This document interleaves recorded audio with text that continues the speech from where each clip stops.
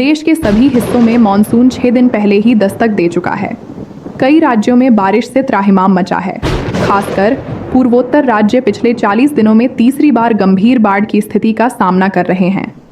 ताज़ा जानकारी मिली है कि असम, मिजोरम और नागालैंड से कम 10 लोगों की मौत हो गई है, जबकि कई लोग अभी भी लापता हैं। असम राज्य में बाढ़ से होने वाली मौतों की संख्या 28 हो गई है। भीषण बाढ़ की चपेट में आने से 11 लाख से ज़्यादा लोग प्रभावित हो गए हैं। हालत इस कदर बिगड़ गई है कि राज्य पुलिसिंग के साथ केंद्रीय बलों को भी तैनात किया गया है। बाढ़ में फंसे लोगों को वायुसेना के हेलीकॉप्टरों की मदद से एयरलिफ्ट किया जा रहा है। असम के कछार जिले में इसी तरह के एक मामले में मिट्टी से बना घर गिरने से 40 वर्षीय पिता और उनके 6 महीने के बेटे की मौत हो गई। यह घटना मंगलवार सुबह करीब 6 बजे कछारत के उधारबंद विधानसभा क्षेत्र के दुर्गानगर इलाके में हुई।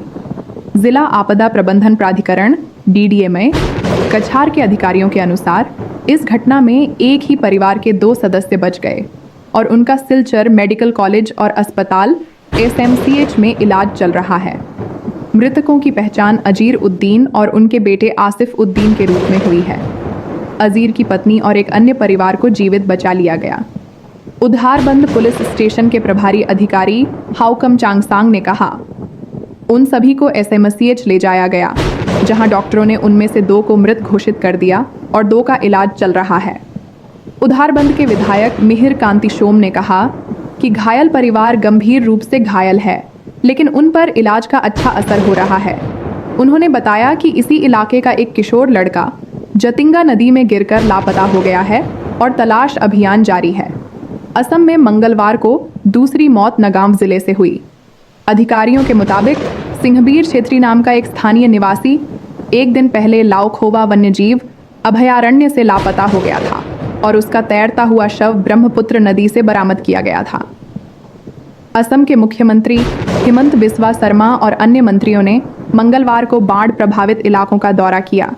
शर्मा ने कहा कि उन्होंने बाढ़ प्रभावित जिलों में पर्याप्त बल तैनात किए हैं और केंद्रीय बल उनका समर्थन कर रहे हैं। उन्होंने एक्स पर लिखा, कुछ स्थानों पर बाढ़ और तटबंध टूटने से लोगों को गंभीर परेशानी हुई है। हम लगातार स्थिति की निगरानी कर रहे हैं और मैं व्यक्तिगत रूप से राहत प्रयासों की निगरानी कर रहा हूं। अपने दौरे की एक तस्वीर साझा करते हुए शर्मा ने लिखा, गोलाघाट जिले के बोकाखाट के बाढ़ प्रभावित इलाकों का निरीक्षण कर रहा हूं। टीम असम प्रभावित लोगों के लिए समय पर राहत और पुनर्वास सुनिश्चित करने के लिए 24/7 काम कर रही है। गौरतलब है कि इस साल मई में चक्रवात रेमल के कारण हुई भारी बारिश के कारण आइजोल में 2 बड़े भूस्खलन हुए और कम से कम 29 लोगों की मौत हो गई।